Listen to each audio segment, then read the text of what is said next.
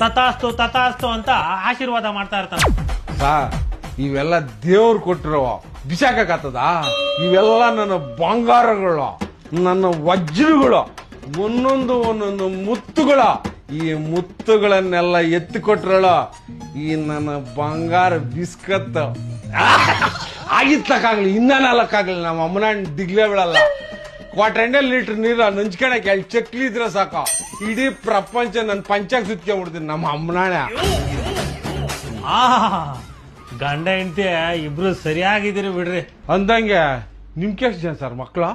ಒಂದು, only one. ಬೋರಾಗ ನೀರ್ ಎಷ್ಟಿರ್ತದ ಅಷ್ಟು ಬೆಳಿಗ್ತಾರೆ.